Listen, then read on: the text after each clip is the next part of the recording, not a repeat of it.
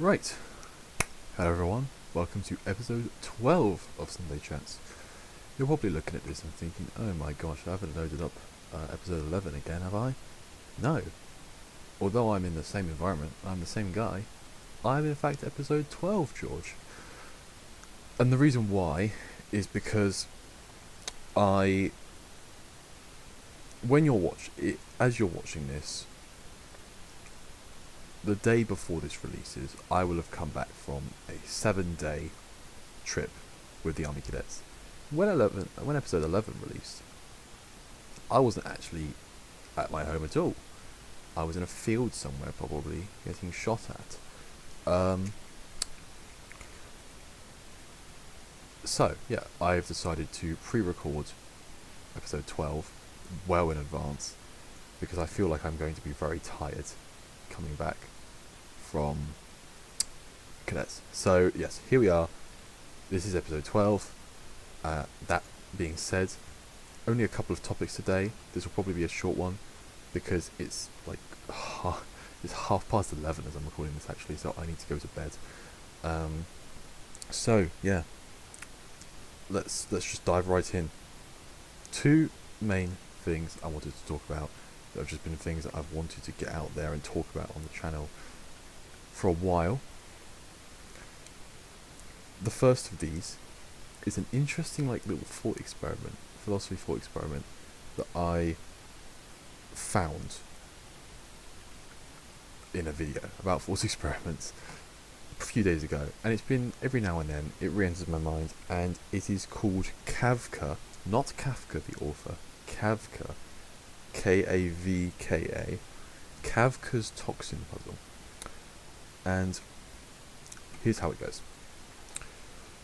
Imagine you are approached by this somewhat wacky billionaire who probably, let's face it, if he's doing stuff like this, probably studies philosophy himself. This somewhat wacky billionaire who comes up to you, and let's assume this is at some point during the day. The precise time isn't relevant, but let's say it's 6 p.m. Right? Comes to you and he says, "Look, in my hand I've got a little vial of toxin. It will not kill you, but it will make you seriously ill for a day, maybe 2 days. Let's say a day. It will make you seriously ill. You'll be in great pain, and you'll be throwing up once an hour, something like that, a lot, for 24 hours.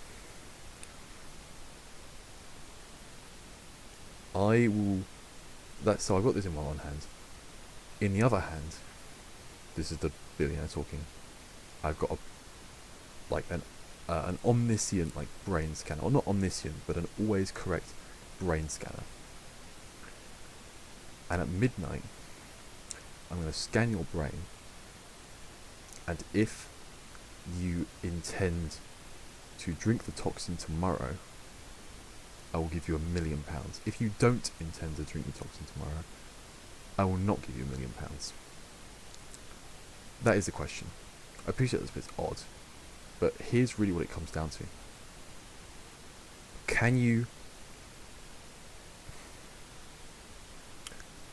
When you're scanned, you're going to want the £1 million, and you're going to want to drink the toxin. Assuming that, we'll assume that £1 million is enough for you to drink this toxin. If the money isn't enough, then raise the stakes. Or let's say it's, it could be saving someone you love from a fire. But let's just assume that you would take the £1 million in exchange for drinking the toxin. However, you know that you don't actually have to. You know you just have to intend to the following day. So the question is, can you intend to want to drink the toxin? Or can you intend to drink the toxin while knowing that you won't actually have to? Or will the knowledge that you don't actually have to interfere with your ability to intend to drink it? That is the question. And I suppose, what it basically comes down to is, can you want to do something? I'm not going to say can you want to do something that you know you're not going to want to do later, but can you plan to do something that you know when you're going to do it, you won't want to do, and you know you won't have the reason to do anymore, if that makes sense. I'm hoping that if the way I'm explaining it is poor, then it will come to you, like it will make sense through the scenario itself. It's been bugging me because I don't know what I think about it. I think that the only way you could seriously intend to drink the toxin is by intending to drink the toxin even after you've been given the money. So going like, because ultimately this brain's gonna, like, let's assume it can't get these things wrong. You need to intend to drink the toxin the next day. I think the only way to do it would be to get the money and intend to drink the toxin even after you've gotten the money, as like a absolute assurance. I guess the machine would know that. I don't really have an answer. It's been playing around in my mind a bit. I've tried to avoid doing too much research into it to give myself time to think of it.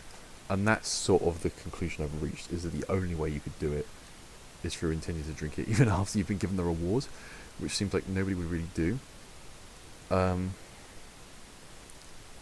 even then, you know, you could live with the knowledge that you wouldn't intend to do it after you get the reward, and then would the possibility of not wanting to do it after you've already received the money and going back on yourself, would that stop you from actually wanting to do this plan? It's a really sort of odd but quite interesting thought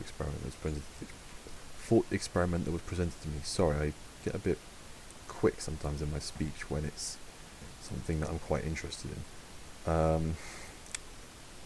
Yeah, it's by a guy called Gregory S. Kavka. Again, I want to say Kavka, not Kafka, because I know a couple of people who I know might be Kafka fans, but I know one person who I know is a fan of the works of Kafka, the author.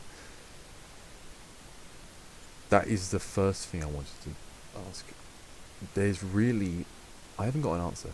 I just wanted to open this up to the comments, especially at the time of recording today, which is the 14th of August. The people that went to the Pelican program thing with me all found out about my channel, so I'm hoping, fingers crossed, that some of the new Pelican program philosophers who are subscribed, and I hope watching this, will indulge me a little, because most people tend not to, but I mean, don't get me wrong, this isn't restricted just for them. Anyone who wants to sort of give their thoughts on this question, please let me know, just because I'd be interested to hear everyone's gut reactions going in before I do serious research into it. If I will, I probably won't. I don't have great attention spans with these things. I think about an idea for like a week and then I drop it. It's a terrible habit. But yes, that's the first thing. The second thing, just let me take a drink and I'll get back to you. Okay. Here's the second thing that I would like to ask. And I don't know, this might cause more disagreement than agreement from the philosophers who I wanted to attract in the first half of this video. It's just occurring to me. Also, I've realised the irony. I'm recording a video in advance about a video I know I won't want to record closer to the time, and part of the video is about intending to do something that you won't intend to do later. There is some connection there. That's quite funny. That's just occurred to me during my drink break. But the other thing, what do you guys, viewers, anyone can answer this, please someone answer this, what do you honestly think the point of public debate is? It may sound like a very easy question, and a lot of people would say it's quite an easy question. You sort of come and have your public debate, with the idea of it being public so that people can tune in and give their opinions. Both sides try to argue for a belief with the hope that the true one will win out. Now, haven't watched loads and loads of public debates. I've been in a couple. I've watched a fair few. And I don't really see that as the purpose of them. This is probably quite a cynical view for someone who once intended to be an MP and now intends to be a barrister. But I don't view public debates really in the form of, at least not on the topic of like philosophy and politics, I really don't see them as an attempt to sort of find truth at all. And there's a few main reasons for this. There's a very obvious one that I won't get into. Both sides are incentivized to win rather than find truth, because they look like fools if they don't. They look like muppets if they don't. For better or worse, people are judged based off of their performance in the debate, and if their side looks like the silly one they're considered to have lost, that's generally considered to be a problem with them. The whole way that debates work, it becomes a personal thing as well as a purely ideological, theoretical exercise. The other thing,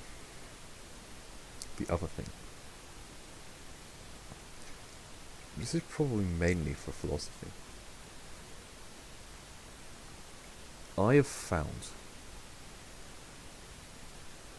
this will sound so pretentious, I promise you, I don't mean this to be a narcissist, especially because I have no claim to know any more than a fraction of 1% of like philosophy as a whole.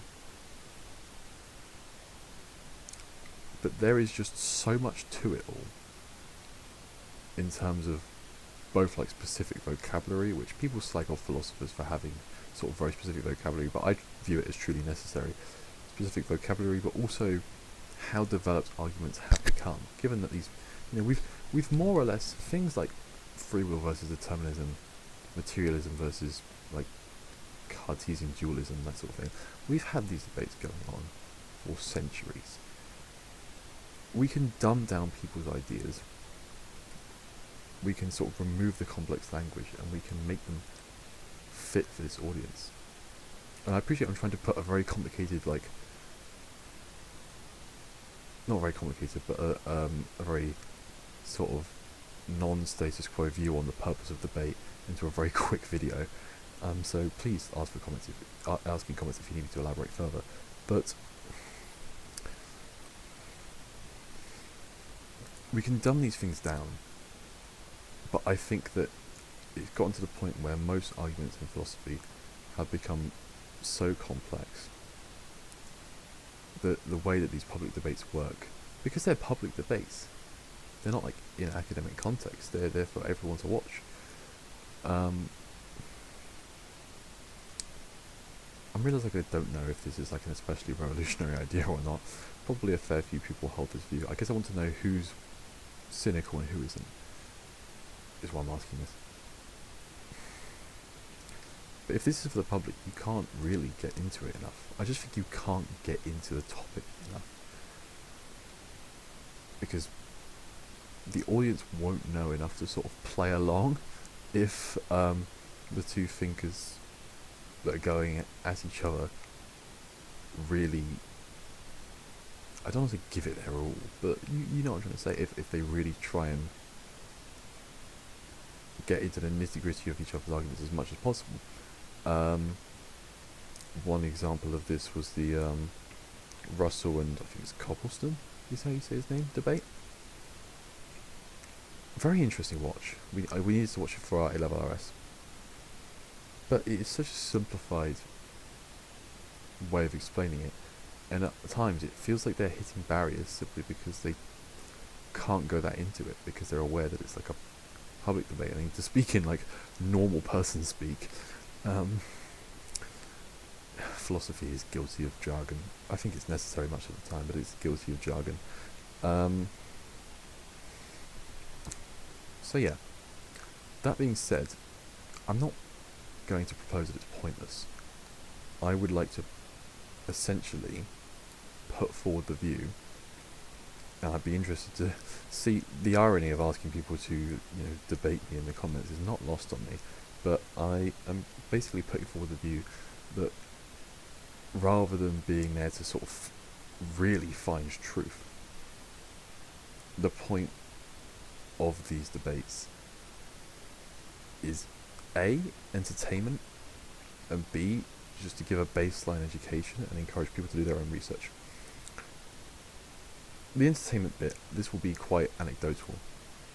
I've been in a couple of debates, not many, but when I do,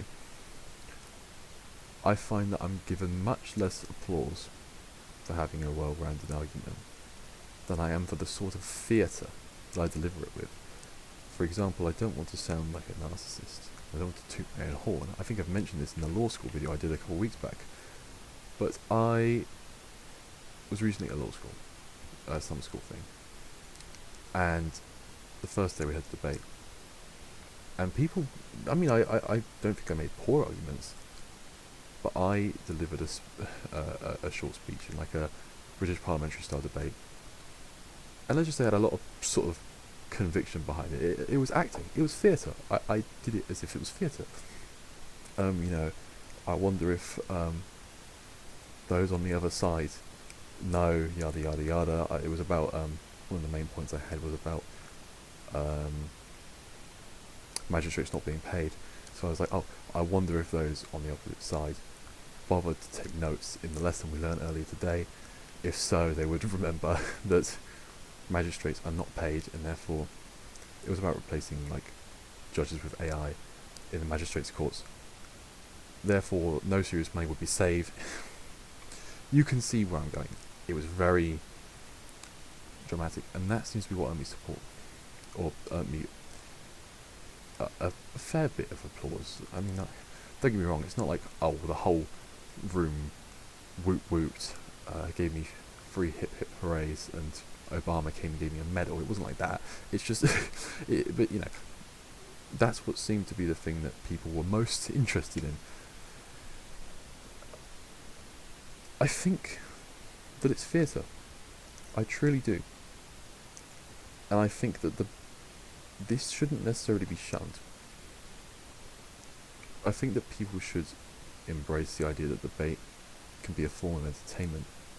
But doesn't mean it has to be frivolous. Doesn't mean it has to be useless. I'm willing to put forward the view, and I'd be interested to hear what other people think,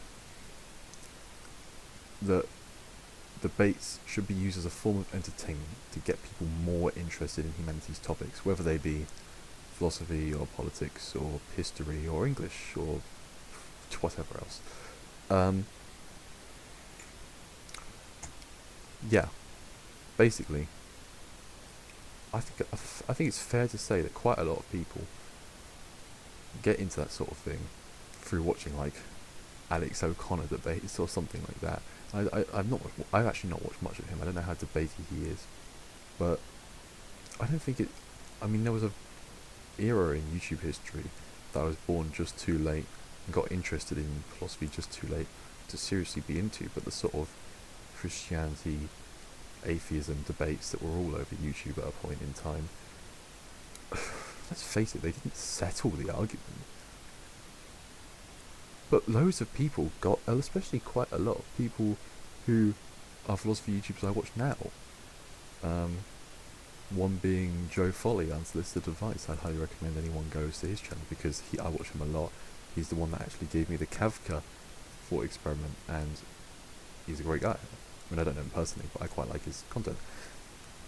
Point is, I never got into it, and a lot of other people got into this sort of thing through watching the debates in that era of YouTube. And so I can't help but wonder whether things such as philosophical debates, and maybe even as far as things such as PMQs, pardon me, should be treated less as... I wonder whether they should be treated with less gravitas. I wonder whether they should be not seen as a sort of final showdown between two opposing ideas, but more as a bit of a like more banterous occasion where we don't need to declare a winner, but we just need to sort of have a bit of fun I, for some reason, find distaste with in the phrase, but raise a bit of awareness, if you want a better word, on an issue, and just don't take it too seriously, because I've never seen really a debate that has convinced everyone of a side. I haven't. I doubt that such a thing is very common. And I'm not saying like all debates should be pantomimes. I don't think that, you know, if there's a PMQs or if there's a debate in the House of Commons or sending aid to a foreign country, I don't think it should be slapstick. But a lot of the philosophy decisions, points, sort of, are now put forward in long academic papers. A lot of the political decisions are made behind closed doors. I leave you guys today with the question of whether or not we should not really, whether we're putting too much faith in the power of debate, as well as just misunderstanding its purpose. Okay, that's... I feel like I've hit like a mental brick wall. It's 10 to midnight as I'm recording this. Because again, I'm recording this and the previous one back to back. So, yeah.